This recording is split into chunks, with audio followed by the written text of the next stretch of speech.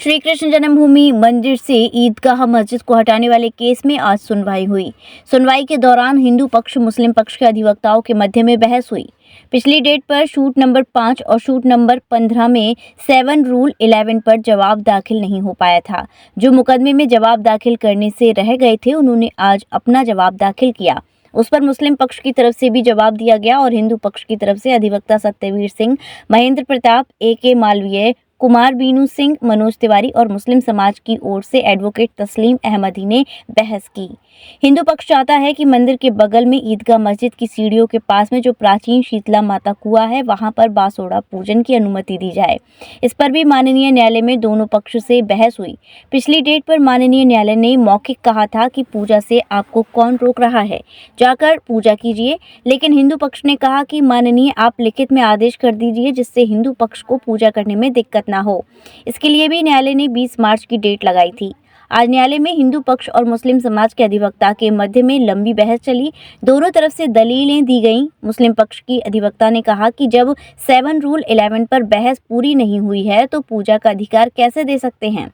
हिंदू पक्ष ने माननीय न्यायालय से प्रार्थना की है कि बासोड़ा पूजन होली के तुरंत बाद होता है। होली की छुट्टी पड़ जाएंगी, उसके बाद हिंदू अपनी पूजा से वंचित रह जाएंगे। आज प्रयागराज हाईकोर्ट में श्री कृष्ण जन्मस्थान से ईदगाह मस्जिद को हटाने वाले विवादों में सुनवाई हुई। सूट नंबर 5 और सूट नंबर 15 जो पिछली डेट पर अपना जवाब दाखिल नहीं कर पाए थे, आज हिंदू पक्ष की तरफ से उन्होंने अपना जवाब दाखिल किया और मुस्लिम पक्ष ने जो 7 रूल 11 का जो जवाब आया था हिंदू पक्ष उस पर आपत्ति जाहिर की।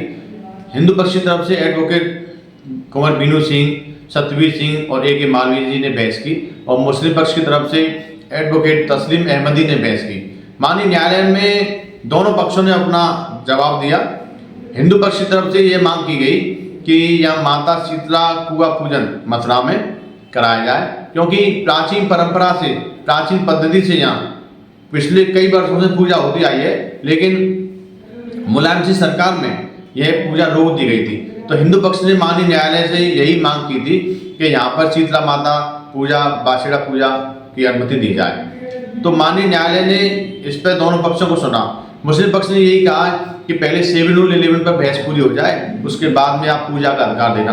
तो माननीय न्यायालय ने दोनों पक्षों को सुनने के बाद में फैसला सुरक्षित रख लिया है। आने वाले समय में माननीय न्यायालय का जो भी आदेश आएगा वो सभी को मान्य होगा। हिंदू पक्ष यही चाहता है कि पहले यहाँ न्यायालय में के द्वारा ईदगाह का सर्वे हो जाए और सर्वे के दौरान जितने भी प्राचीन साक्ष्य हैं ईदगाह मस्जिद के, उनकी रिपोर्ट बनाकर न्यायालय में जमा हो जाए। लेकिन मुस्लिम पक्ष बार बार 7 रूल 11 के बहाने, बर्थ सर्टिफिकेट 1991 के बहाने मामले को अटकाने का प्रयास कर रहा है। उनके पास ऐसा कोई भी दलील नहीं है जिससे वे साबित कर सकें यह मस्जिद पहले बनी थी। मुस्लिम पक्ष हर बार मामले को और लंबा खींचने का प्रयास कर रहा है। मुस्लिम पक्ष की तरफ से जो दलीलें मथुरा कोर्ट में दी गई थी, वही दलीलें प्रयागराज कोर्ट में दी जा रही हैं। उनके पास नई कोई भी दलील नहीं है, ना ही कोई ऐसा साक्ष्य है जिससे वो अपना पक्ष मजबूती से रख सके।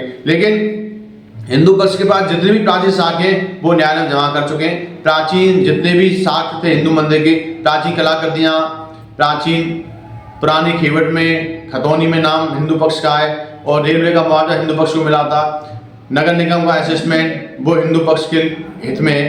तो मुस्लिम पक्ष पर कोई सबूत नहीं है, हिंदू पक्ष पर बहुत सारे सबूत हैं जिससे साबित कर सकते हैं हम कि यहाँ भगवान श्री कृष्ण का जन्म हुआ था। यहाँ मंदिर पुराना है, मस्जिद तो बाद में बनी है।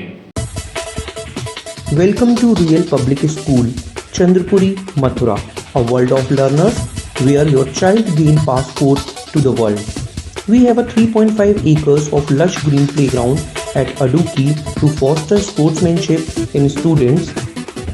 We also offer a smart audio-visual hall to create better understanding among our learners.